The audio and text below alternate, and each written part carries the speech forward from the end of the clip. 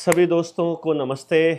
आज आपने हेडिंग देख ली होगी और हम आपको बता रहे हैं कि आपको देश में जो हालात चल रहे हैं उनके बारे में टीवी चैनल के थ्रू खबर मिल रही होगी। और जितना मैंने अभी तक टीवी चैनल्स को कभी इधर से निकलते हुए कभी उधर से निकलते हुए देखा है, तो मुझे एक चीज़ स्पष्ट हो गई है कि पूरी तरह से झूठ परोसा जा रहा है आप सब लोगों को। झूठ मतलब इस तरह से झूठ परोसा जा रहा है कि आपको समझ ही नहीं आएगा। जैसे हमने आपको दो बातें बताई थी। इनका टारगेट है ऑर्डर आउट ऑफ केओस।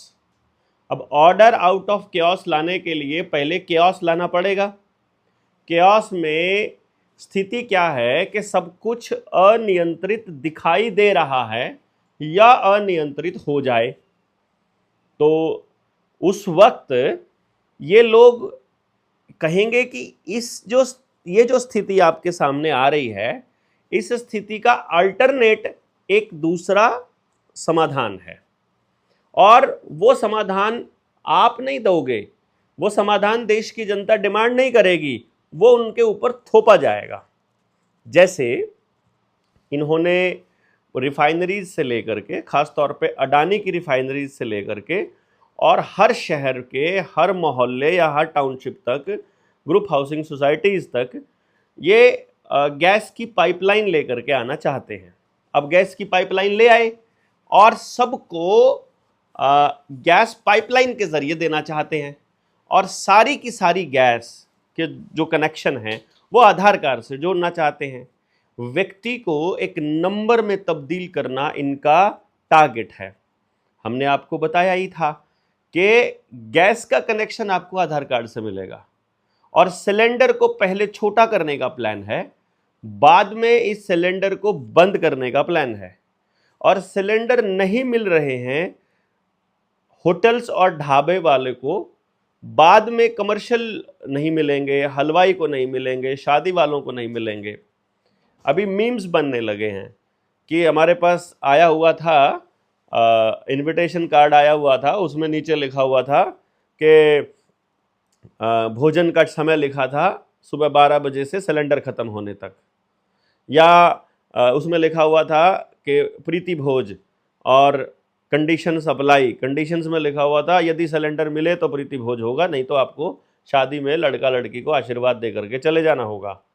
ये मीम्स आपको खाली मजाक लग रहे होंगे, लेकिन इनके लिए ये व्यवस्था है, नई व्यवस्था, और आपको समझ में नहीं आ रहा है। इसके 3-4 कारण हैं कि आप समझ नहीं पा रहे हैं। पहला कारण ये कह रहे हैं सिलेंडर में गैस की आपूर्ति नहीं हो रही है, पर अगर आप कैलकुलेट करके देखोगे तो जो गैस की पाइपलाइन के जरिए जितना भी गैस है उसमें कोई कमी नहीं आएगी। यहां तक कि घर वाली गैस से आप भर लीजिए सिलेंडर ही सिलेंडर, जितने जी करे उतने, कमर्शियल वाले भी, आपके पास अगर वो नोजल है तो आप देखेंगे कि बंद नहीं होगा, कुछ भी बंद नहीं होगा, सिलेंडर खत्म नहीं, गैस खत्म नहीं होगी, आपका बिल बढ़ता जाएगा खाली। इतना बड़ा खेल है ये, और ये खेल आपको पता नहीं कब समझ आएगा कि आप इस चीज़ को देख पाएंगे कि नहीं देख पाएंगे कि सिलेंडर मिलने में दिक्कत आती है। इसको हाईलाइट किया जाएगा, अखबारों में आएगा, टीवी में आएगा और उसका कारण युद्ध बताया जाएगा। लेकिन लोग आपस में चर्चा करेंगे क्योंकि हमने तो पाइपलाइन वाला कनेक्शन लिया हुआ था, इसलिए कोई दिक्कत नहीं है, और पाइपलाइन का इंफ्रास्ट्रक्चर केवल गौतम अडानी के पास है। अब मैंने आपको जब 4 साल पहले वीडियो हमने बनानी शुरू की, हमारी पुरानी वीडियोस में जिक्र है इनका, नया आजकल हम जिक्र करते हैं आज से 4 साल बाद का, और हमने 4 साल पहले जिक्र किया था आज के हालात का। मैंने कहा कि आपके पास जंगल नहीं है तो लकड़ी नहीं है, आपके पास डंगर नहीं है तो गोबर नहीं है, गोबर नहीं है तो उपले नहीं है, मतलब आपके पास अपना ईंधन नहीं है। यदि आपके पास अपना ईंधन नहीं है और वो गैस कनेक्शन बंद कर दे तो आप खाना कैसे पकाएंगे, इसकी फिलहाल टेस्टिंग चल रही है। और जहां जहां जंगल आधारित व्यवस्था थी वहां पे जंगल काटे जा रहे हैं। इनके ऊपर आधारित व्यवस्था बने, ऐसा प्लान किया जा रहा है। पूरा योजनाबद्ध तरीके से स्क्रिप्ट के हिसाब से जंगल और संसाधनों पर कब्जा किया जा रहा है। पानी के डैम बना करके पानी पर कब्जा, नदी को काबू करने के लिए उसको पक्का करना, अंडरग्राउंड पानी नीचे ना जाए उसके लिए नदियों को, नहरों को पक्का कर देना, और गांव में पानी, अंडरग्राउंड वाटर नीचे ना जाए इसके हर जगह पक्की कर देना, सड़क बना देना, वहाँ सीमेंट बिछा देना, रोडें बिछा देना, ईंटें बिछा देना, या सड़क मतलब पार्क के आसपास भी कच्ची जगह ना छोड़ना, उसको भी पक्का करते रहना, और ऐसे घास लगाना जो पानी पीते नहीं हैं, जो ज़मीन में पानी जाने नहीं देते हैं। इट्स ऑल प्लान्ड स्ट्रैटेजी कि अंडरग्राउंड पानी मिले नहीं, मिले तो बिजली के बिना नहीं मिले, बिजली का कनेक्शन आधार कार्ड से जुड़ा हो, आधार कार्ड जिसके पास नहीं है वो नहीं पानी ले सकता, और आधार कार्ड है तो वो सब चीज़ों के साथ कनेक्टेड है, और उसको वैक्सीन लगवानी पड़ेगी, अगली वैक्सीन लगवानी पड़ेगी। उसकी ज़मीन के कागज़ उसके पास है नहीं, सारा डेटा ऑनलाइन है, जब चाहे जिसकी ज़मीन जिसको चाहे कलेक्टर बेच दे, और उसके बाद खाते में डिजिट्स आ जाएं, और उन डिजिट से ही आपको काम चलाना पड़े, और आप उसका कोई विरोध नहीं कर सकते। इस तरह का कानून बना दे, विरोध करोगे तो आधार कार्ड बैन, आधार कार्ड बैन तो बिजली बैन, आपका बैंक अकाउंट बैन, आपके पैन नंबर बैन, आपका गैस का कनेक्शन बैन, आपका पानी का कनेक्शन बैन। पानी आपके जोहड़ में भी नहीं छोड़ा है, उसको ठीक नहीं छोड़ा है, पानी आपका अंडरग्राउंड भी ठीक नहीं छोड़ा है, और वो फैक्ट्रियों का पानी रिवर्स बोरिंग के जरिए नीचे गंदगी में डाला जा रहा है। हर जगह जहां पर आबादी रहती है पानी साफ सुथरा है, जानबूझकर खराब किया जा रहा है। न्यूक्लियर पावर प्लांट, दूसरी फैक्ट्रियां, डेटा सेंटर, अनलिमिटेड पानी की सप्लाई उनको चाहिए, और वो सेंटर्स भारत में खुल रहे हैं, और भारत के लोगों को इसकी चिंता नहीं है। भारत के लोगों को चिंता दूसरी ही है, कोई और ही चीज उनको परेशान करती है, असल चीजें परेशान नहीं कर रही हैं। ये दुख का विषय है। अब आप इसको किस तरह से लेते हैं, मुझे ये जानना है। क्या ये गैस की जो शॉर्टेज का ड्रामा है ये आपको समझ में आ रहा है, और इसका सलूशन क्या है? इसके सलूशन के लिए आपको पिछले 2-3 महीने का या पिछले 6-7 महीनों का घटनाक्रम देखना होगा। इंडिया पाकिस्तान के युद्ध का नाटक हुआ, हमने बता दिया कि युद्ध का नाटक हो रहा है, युद्ध का नाटक हो रहा है, और आपने देखा कि युद्ध टल गया, और बस ऑपरेशन सिंदूर जो कि इन्होंने बांग्लादेश में इस्तेमाल करना था उसका इस्तेमाल होकर के रह गया। बंगाल में इस्तेमाल करना था, वो एक आता था, एक त्योहार होता है बंगाल में जिसमें सिंदूर के साथ ही खेला जाता है। दूसरी चीज, एक खेल इन्होंने खेला आप सब लोगों के साथ में कि H1N1 और निपा वायरस लाने का प्लान किया इन्होंने कहा एक नया वायरस आ रहा है, बहुत डेडलियर है। हमने बताया वायरस डेडलियर नहीं है, कोरोना की लगाई हुई वैक्सीन के साइड इफेक्ट से जब सब लोग सटकने लगेंगे या नई वैक्सीन लगाने के लिए प्रोपेगेंडा रचा जाएगा तब यह नया वायरस आएगा। ये बात सन 2021 में गांव-गांव जाया करते थे, तब बताया करते थे कि ये 3 वैक्सीन पर नहीं रुकने वाले हैं, चौथी आएगी, 5वीं आएगी और 8 तक जाएगी। ये भी आप लोगों को मालूम है। निपा वायरस के लिए भी नई वैक्सीन आ गई है, ऐसा उन्होंने बोलना चालू किया, किसी ने नहीं लगवाया। लोगों में इतनी अवेयरनेस हुई कि लोगों ने न्यूज चैनल पर जैसे ही खबर चली निपा वायरस की तो ऐसा धड़ाधड़ पेलना चालू किया उन न्यूज एंकर्स को कि तुम झूठ बोलते हो, बकवास करते हो, झूठी खबरें फैलाते हो, तुमको लानत है तुम पर, तुम बिके हुए हो, दलाल है मीडिया और फार्मा कंपनियों का दलाल बन गया है इस बड़ी बड़े पद पर बैठा हुआ आदमी। तो सब ने पेला। वायरस का प्रोपेगेंडा अगले दिन नहीं आया, सिर्फ एक ही दिन आया। साइंटिस्ट ने दावा किया, फलाने ने, सब पता लग रहा है सारे साइंटिस्ट फ्रॉड, सारा WHO फ्रॉड, सारा वैक्सीनेशन का खेल, सारा मेडिकल माफिया फार्मा कंपनियों का दलाल बन के चल रहा है, सबको पता लग गया। फिर प्रोपेगेंडा आया HPV वैक्सीन का, और वहां पर भी लोगों ने बोल दिया कि ये नहीं लगवाएंगे। मेरे जानकारी में आशा वर्कर्स हैं, आंगनबाड़ी वर्कर्स हैं, हेल्थ डिपार्टमेंट में लगे हुए हैं, नौकरी करते हैं, उन सब ने बताया कि भाई जी क्या कमाल का अवेयरनेस हो रहा है इस देश के अंदर, कितना गजब का काम हो रहा है, आप अंदाजा नहीं लगा सकते। कैंप लगा रहा है पिछले 4 दिन से HPV वैक्सीन का, 0 वैक्सीनेशन हो रहा है हरियाणा में, 0 वैक्सीनेशन। सरकारी कर्मचारियों को जबरदस्ती कहा जा रहा है कि वैक्सीन लगाओ, और अगर वैक्सीन नहीं लगा रहे हो तो तुम लोग अपने बच्चों के कागज तो चढ़वा दो कम से कम।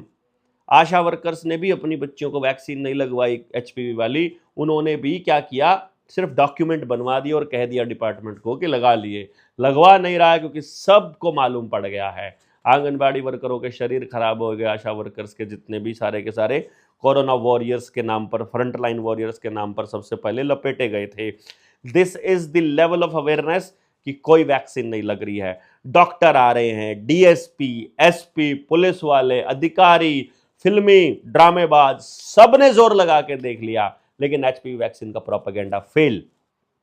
अब यह खेल आता है कि जो सरकार है हमारी जरूरत का सामान हमको नहीं दे रही है, जो हम डिमांड करते हैं वो हम नहीं दे रही है, लेकिन आपको एचपीवी वैक्सीन जरूर दे रही है।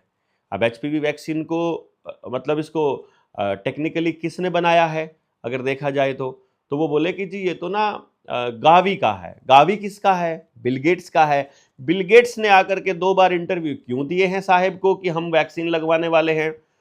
क्योंकि उसकी कंपनी है। तो क्या जो सबको लगाना क्यों जरूरी है भैया? जब कोई फार्मा कंपनी किसी नेता को, सीएम को, पीएम को, किसी भी देश के शीर्ष नेतृत्व को खरीद लेती है, तब वो ऐसे सौदे करती है कि सबको लगाना कंपलसरी है। अगर कोई नहीं लगवाए तो डॉक्यूमेंट में चढ़ाना कंपलसरी है और जितने लगे उसके हिसाब से पेमेंट करनी पड़ेगी आपको। यदि ये वैक्सीन स्वैच्छिक हो जाए, जो कि हैं, कि जो आदमी लगाना चाहे, आप एक काम कर लेते हैं ना, सबके खाते में वैक्सीन की कीमत जो है वो ट्रांसफर कर दीजिए और जिसने लगवानी होगी वो लगवा लेंगे, जिसने पैसे बचाने होंगे वो अपने पैसे रख लेगा। तो कंपनी को डायरेक्ट पेमेंट बंदा लगवाने वाला ही कर दिया करेगा। लेकिन ये नहीं होगा। कंपनी को आपके खून पसीने की, आपके टैक्स की कमाई देने का प्रॉमिस किया जा चुका है, इसीलिए एचपीवी वैक्सीन का प्रोपेगेंडा है, इसीलिए डिजिटल मीटर्स का, स्मार्ट मीटर्स का प्रोपेगेंडा है, इसीलिए सीबीडीसी को प्रोपेगेट किया जा रहा है। बैंक जब उड़ेंगे, इंटरनेट जब उड़ेगा, आपका सारा डेटा जब उड़ेगा, तब आप क्या करेंगे? आपका सारा पैसा गायब हो चुका होगा, तब आप क्या करेंगे? अभी तो आपको खबरें मिलेंगी कि इस गांव में पानी की टेस्टिंग हुई, पानी खराब मिला और आपको पानी के नए नए कैंपर्स आएंगे, पानी के नए टैंकर्स भी आएंगे, पानी के नए वहाँ पर वो साफ़ करने वाले बोले कि यहाँ पे ना वो लगा दिया है, आरओ लगा दिया है, ऐसा कुछ लगेगा और गांव-गांव जा कर के पानी की सप्लाई देंगे। क्यों? क्योंकि पानी पर कंट्रोल करना प्रोपेगेंडा है, इनका टारगेट है। कॉल स्क्वाब ने नरेंद्र मोदी को धमकाया था और स्विट्जरलैंड की मीडिया में छपा था बकायदा। उन्होंने कहा था कि ये इंडिया वाले क्या कर रहे हैं, पानी की राशनिंग शुरू क्यों नहीं करी? जैसे तुम खाने की राशनिंग कर चुके हो, 85 करोड़ लोगों को भिखारी तुमने बना दिया बहुत अच्छे से, तो तुम पानी को भी इस तरह से कंट्रोल क्यों नहीं कर पा रहे हो? तो वो बोले कि रेन वाटर हार्वेस्टिंग का सिस्टम चला हुआ है तो उसको रोको। गांवों के पास पानी नहीं होना चाहिए, किसी के पास भी, उससे ना कोई फसल उगा पाएगा और ना ही कोई जी पाएगा बिना पानी के।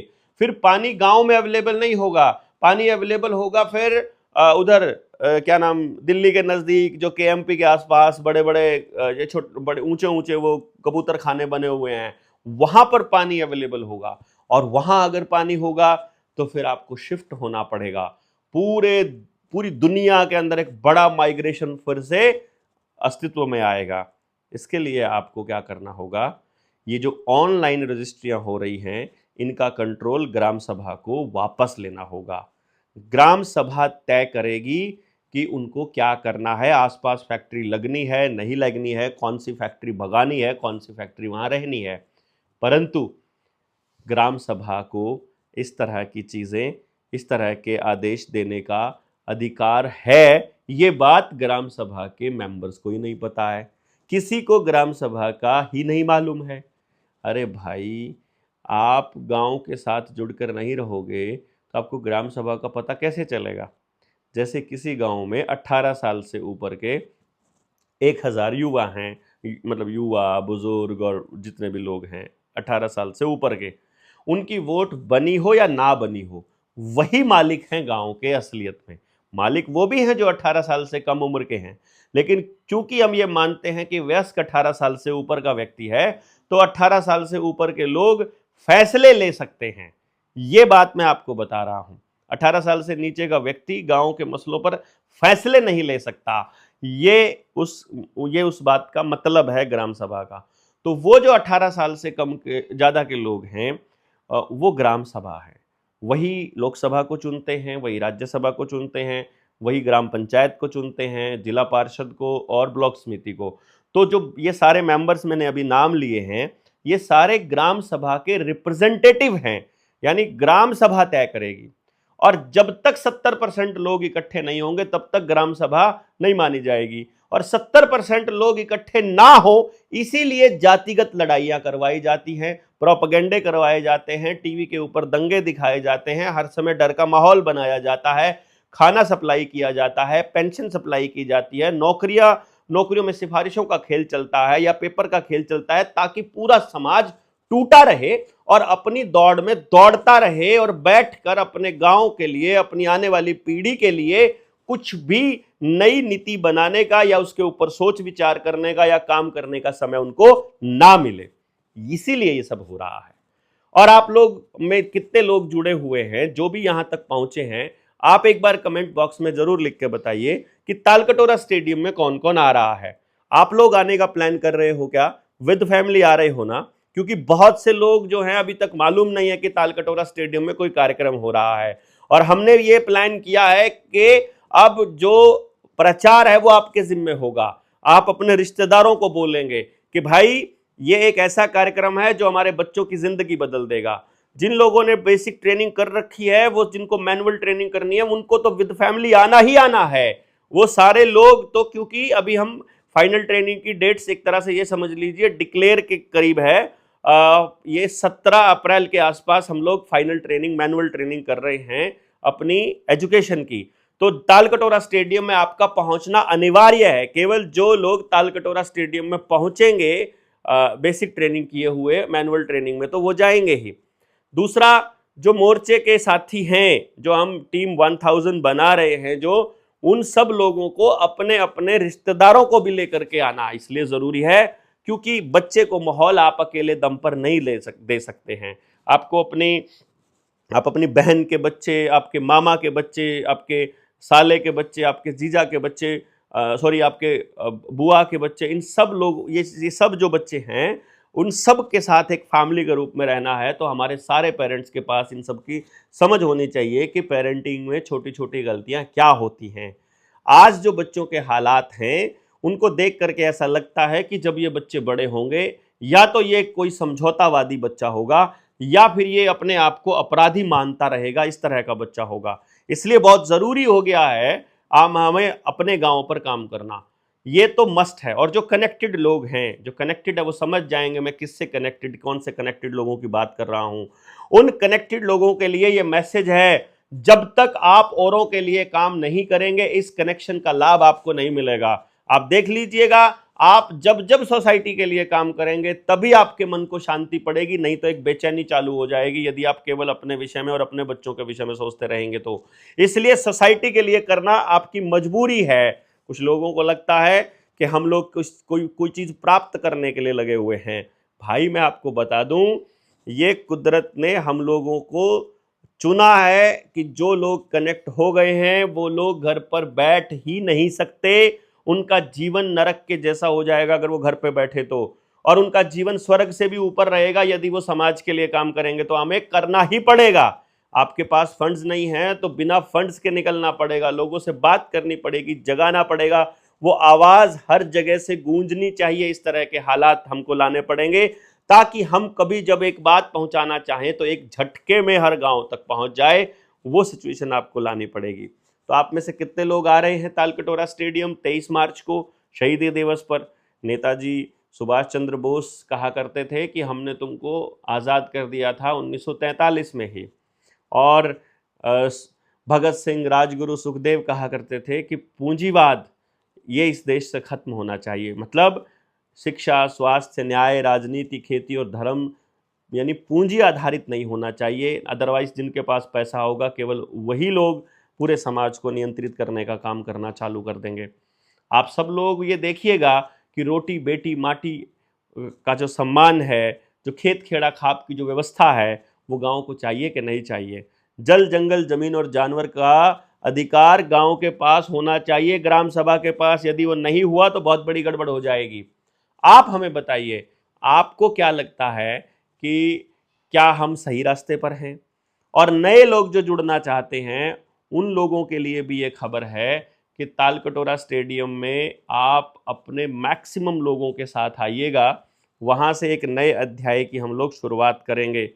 23 मार्च 2026 तालकटोरा स्टेडियम, सुबह 10 बजे से हमारी यात्रा शुरू होगी। और आप सारे के सारे लोग जितने भी कमेंट्स आप कर रहे हो, आप कमेंट ये भी कीजिए कि आपको अपने बच्चों से रिलेटेड क्या क्या इश्यूज़ आ रहे हैं, क्या दिक्कतें आ रही हैं। कोई अगर स्पेशल दिक्कत है उसको भी आप लिखिए, ताकि हम कमेंट में पढ़ करके और फिर उस पॉइंट को नोट करके हम तालकटोरा स्टेडियम में उसको बोल सके। आप अपना लिख करके लाइएगा अपने कागज़ के ऊपर, अपने बच्चों को लेकर के, उनके करियर को लेकर जो भी समस्याएं आ रही है एक पेपर पर लिखिएगा। अपना नाम लिखिए, आप कहाँ से हैं वो लिखिए, बच्चे की कितनी उम्र है वो लिखिए, क्या दिक्कत आ रही है वो लिखिए, और फिर उसके बाद अपनी बात लिखिए। अपनी बात जब आप लिखेंगे तो वो बातें जितनी जल्दी हम तक पहुंच जाएगी, हम उतनी जल्दी ही उनके ऊपर बात कर सकते हैं। हम लाइव भी आ सकते हैं, डेली लाइव आ सकते हैं, तीसरे दिन लाइव आ सकते हैं, लेकिन वो ग्रेस बनी रहनी चाहिए। तो हमने ये वीडियो इसलिए बनाई थी, हमने ये इसलिए लाइव आए थे, इसलिए हम आपको ये बता रहे थे कि अभी हालात और बेकाबू दिखाई देंगे, लेकिन ये कंट्रोल्ड केओस है। जैसे आतंकवाद कंट्रोल्ड होता है, एक आतंक की घटना अखबार में छापकर, टीवी पर दिखाकर, दहशत फैलाकर, इसके 3-4 फायदे होते हैं। पहला फायदा ये होता है, हमारा नर्वस सिस्टम बिल्कुल फ्लाइट और फाइट के मोड में रहता है, जिसकी वजह से हम रिकैलिब्रेट नहीं कर पाते अपने ब्रेन को, कुदरत से आ रहे मैसेजेस नहीं देख पाते और हमारे मन में शांति नहीं आती। तो हमारी एनर्जी को हार्वेस्ट करना बहुत आसान है। हम उस मोड में रहेंगे तो इन लोगों के कंट्रोल में रहेंगे, कंट्रोल इनको करना ही है। नंबर 2, इस तरह का माहौल रहेगा तो हमें लगेगा कि हमारी, उसके बाद ये बताएंगे कि नहीं कैबिनेट ने ये फैसला लिया है, फलाना लिया, ढमकाना लिया। अरे कैबिनेट के फैसले इतने इंपॉर्टेंट अगर हैं तो भैया विदेश नीति के ऊपर कैबिनेट के फैसले लेना बंद क्यों किया? इजराइल जाने से पहले, इजराइल और ईरान का युद्ध शुरू हुआ, नौटंकी जो शुरू हुई युद्ध की, उससे एक दिन पहले नरेंद्र मोदी वहां गया था और उससे पहले एक नियम में संशोधन करके गया था कि विदेश नीतियों पर कहीं साइन करना होगा, संधियों पर, तो उसके लिए कैबिनेट की मंजूरी जरूरी नहीं है। यानी पारदर्शिता खत्म, जवाबदेही खत्म, और एक आदमी के पास निर्णय लेने का अधिकार हो गया। मेरी तरफ से वो निर्णय कैसे ले सकता है, और जिन लोगों को नहीं पसंद है युद्ध के अंदर भागीदारी करना, वो कैसे ले सकता है? वो इजराइल को हमारा बाप कैसे बता सकता है? वो ये कह रहा है India is Motherland and Israel is fatherland. अपना बाप तुम्हारा बाप होगा, उनका बाप होगा बोलने वाले का, हमारा बाप थोड़ी ना है इजराइल। और अपने बाप के पास अगर जा करके कुछ भी बकवास करता है तो उसमें हमारी जवाबदेही कैसे है? हमारे बिहाफ पर नहीं गया है, नियम हमसे पूछे बिना बदला है, हमारा प्रतिनिधि हमसे पूछे बिना नियम बदलेगा। ये दगाबाजी है लोकतंत्र में, देश के लोगों के साथ धोखा है, और देश के साथ हो रहे धोखे को बताना पड़ेगा आप सबको। आप बताइए, क्या क्या कम से कम कैबिनेट से तो बात करनी आवश्यक थी? कैबिनेट से तो पता होना चाहिए, कैबिनेट को तो मालूम होना चाहिए था वो क्या करने वाला है। लेकिन गया और अचानक से किसी भी कागज के ऊपर दस्तखत करके आ गया, और आपको पता भी नहीं है कि उसने अपने देश को बेच दिया उनके हाथों। यही बिकवाली चल रही है और पूरी तरह से नियंत्रण करने के चक्कर में है। जिन जिन लोगों को पूरे देश में ये बातें समझ में आ रही हैं वो समझ लीजिए, उलगुलान का समय निकट है, क्रांति का समय निकट है, फेरबदल का समय निकट है। बहुत भारी फेरबदल होने वाला है, व्यवस्था को वो लोग बदलने वाले हैं, इस व्यवस्था को ढहा करके, और आपके मुताबिक व्यवस्था बनानी होगी तो आपको संगठित रहना, अपने गांव को संगठित करना पड़ेगा, जागरण के लिए दिन रात निकलना पड़ेगा। हमारे राजू कुंडू भाई है टिटोली से, साइकिल पर, अपनी मोटरसाइकिल के ऊपर स्पीकर लगाकर पूरे गांव को ऐसे जागरूक कर दिया कि 1 महीने से दिन रात, और अब पूरा गांव समझ गया कि हाँ तुम ठीक कहते थे। मैं कहता हूँ ऐसे मतलब जाबाज लोगों की ज़रूरत है, जो लोग अपने गांव को बचाने के लिए समझने के बाद इतना दिलो जान से लग गए हैं। अपने अपने गांव पर सबको काम करना है, किसी को भी मेरे गांव पर काम नहीं करना, मेरे लिए काम नहीं करना, अपने गांव के लिए काम करना है। बस हमें वो बातें करनी आ जाएं, हमें उन मुद्दों पर बात करनी आ जाए, कोई बकवास कर रहा है उसको हैंडल करना आ जाए, पहचानना आ जाए। एक बात का बस आपको ध्यान रखना है, यदि किसी व्यक्ति का कभी भी जिंदगी में, आप इसको समझिएगा, पहले कभी यानी कि ये समझिए कि 19 से पहले किसी व्यक्ति का यदि आरएसएस और भाजपा से संबंध रहा है और 2019 के चुनाव के बाद भी उसका संबंध आरएसएस भाजपा से है, वो आदमी भरोसे लायक नहीं है, बस ये समझ लीजिएगा। क्योंकि किसी व्यक्ति को 2014 में समझ में नहीं आया होगा, 2014 से लेकर 2019 में समझ में नहीं आया होगा, वो 19 के बाद 2020 के बाद तो क्लैरिटी हो गई होगी। और आज तो सबको पता है कि इन पार्टियों में बैठे लोग सारे दगाबाज हैं, लेकिन सबसे दगाबाज लोग जिन्होंने देश के साथ धोखा किया है वो आरएसएस और बीजेपी से हैं। और आरएसएस बीजेपी में जो आए हुए लोग हैं वो बैकग्राउंड कांग्रेस का है। तो कांग्रेस आज के टाइम तो अमच्योर पार्टी की तरह बिहेव करती है और दूसरी पार्टियों को प्रमोशन इसलिए दिया जा रहा है ताकि अपोजिशन की वोट बांटी जाए और सिर्फ दो ध्रुवीय राजनीति करी जाए और बाकी सारी की सारी पार्टियां एक तरफ और एक पार्टी एक तरफ, इसी खेल खेला जा रहा है। आपको ये खेल समझ में आ रहा है कि नहीं आ रहा है? यदि नहीं आ रहा है तो जल्दी से समझ जाइए, क्योंकि इस खेल को जहां से खेला जा रहा है उसका नाम है वर्ल्ड इकोनॉमिक फोरम। और वहीं पर बैठे हैं वो लोग जो ऑर्डर आउट ऑफ केओस लाना चाहते हैं, जो केओस भी लाते हैं और ऑर्डर भी लाते हैं, जो आतंकियों को फंडिंग करते हैं और फिर युद्ध के नाम पर, पड़ोसी मुल्कों से युद्ध के नाम पर दोनों मुल्कों को हथियार वही बेचते हैं, जो पहले आपको कचरा देते हैं खाने के अंदर डाल करके, जो पहले आपको खेत में डाल करके केमिकल्स देते हैं खेत में डालने के लिए, जो पहले आपके बीजों को खराब करते हैं, फिर जब उनसे आप बीमार होते हो तो उसकी दवाई बनाते वो बेचते हैं, और वही फिर उन जिस बीज में बीमारी आ जाए उसके लिए फिर दवाई भी वही लोग बनते हैं, जो पहले आपके कंप्यूटर के लिए एंटीवायरस डिजाइन करते हैं, फिर उसके बाद वायरस डिजाइन करते हैं और इंटरनेट के जरिए वायरस आपके कंप्यूटर्स में आता है, फिर आप एंटीवायरस खरीदते हैं, वही आपको प्रॉब्लम देते हैं और फिर प्रॉब्लम के सोल्यूशन के रूप में एक और प्रॉब्लम देते हैं और फिर उसके सोल्यूशन के रूप में एक बड़ी प्रॉब्लम देते हैं और प्रॉब्लम बड़ी होते होते फिर आपको किसी तरह से कंट्रोल करके आपकी गर्दन को दबोच करके आपको विस्थापित भी करते हैं, गरीब भी करते हैं, बर्बाद भी करते हैं, लड़ाते भी हैं और कमजोर भी करते हैं और आप कंटिन्यूअसली कमजोर होते रहें इसको सुनिश्चित भी करते हैं। यही आपको समझना है। क्या आप इस खेल को समझ पाते हैं? यदि नहीं समझ पाते हैं तो समझ लीजिए जितना जल्दी हो सके, और यदि समझ पा रहे हैं तो बहुत अच्छी बात है, दैट्स अ वंडरफुल न्यूज़। आप बस इतना देखिएगा कि इस पूरे प्रकरण को किस तरह से लेते हैं।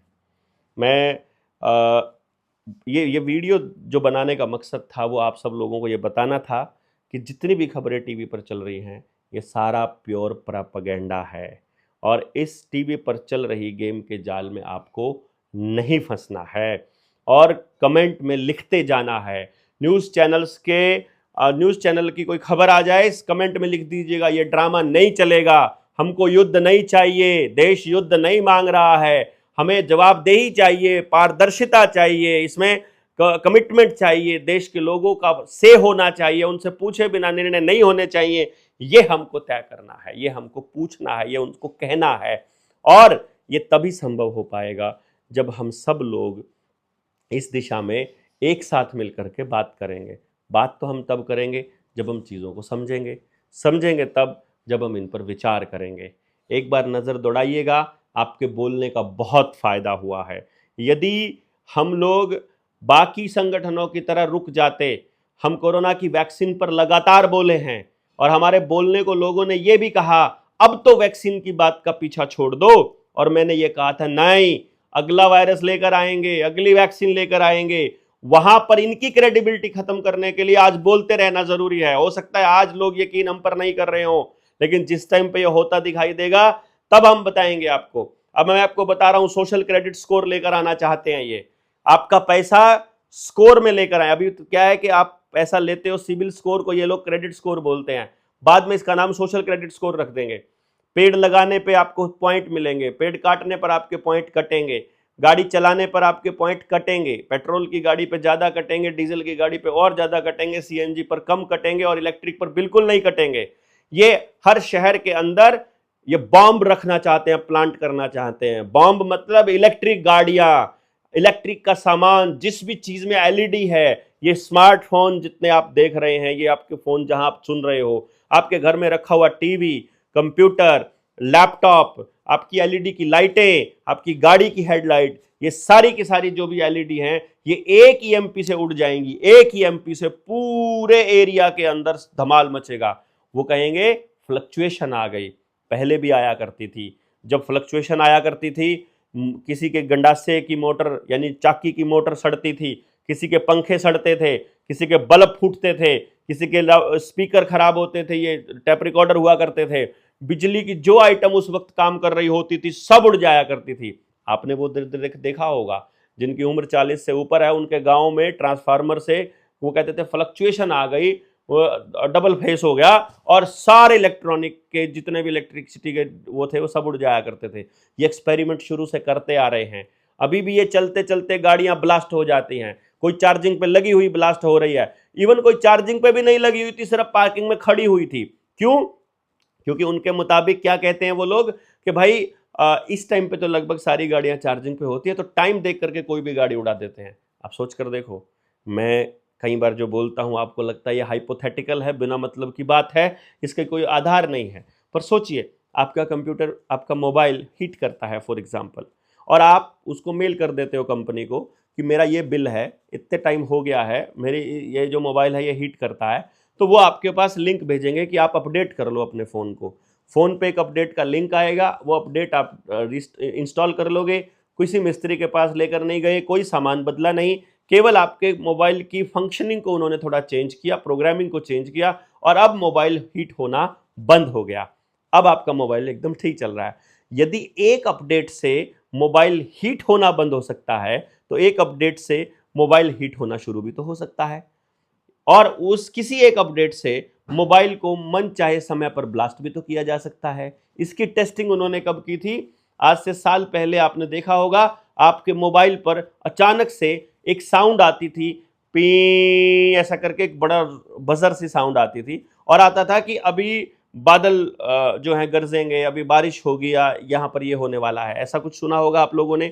और जब आपने ये सुना था, उस वक्त आप मोबाइल पर क्लिक करते थे तो आपका मोबाइल का स्क्रीन हैंग हो जाता था, उनके कंट्रोल में चला जाता था टोटली। यानी आपकी मर्जी नहीं थी मोबाइल को चलाना। मींस आपके मोबाइल में क्या आएगा, क्या जाएगा और इसको चलाना सब कुछ मोबाइल कंपनी के हाथ में है। और मोबाइल कंपनियों किसकी है? वही मतलब ब्लैक रॉक का सारा पार्टनरशिप है, तो रॉथस्चाइल्ड, रॉकफेलर और वर्ल्ड इकोनॉमिक फोरम।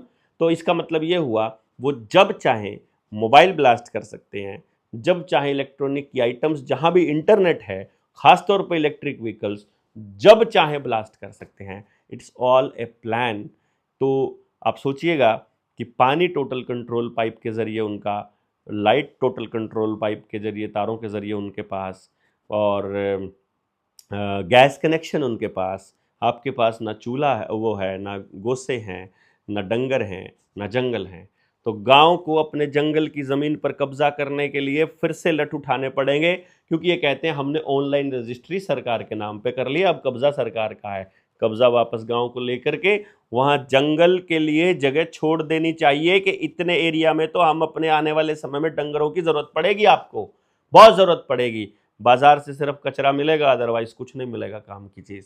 आपकी मर्जी है, आप क्या चाहते हैं, आप क्या देखते हैं। आपको बात समझ में आ रही है तो अपने अपने गांव में बात चालू कीजिए। बात करेंगे तो बात दूर तक जाएगी। यदि आपने बात ही नहीं की तो लोगों को लेट पता चलेगा।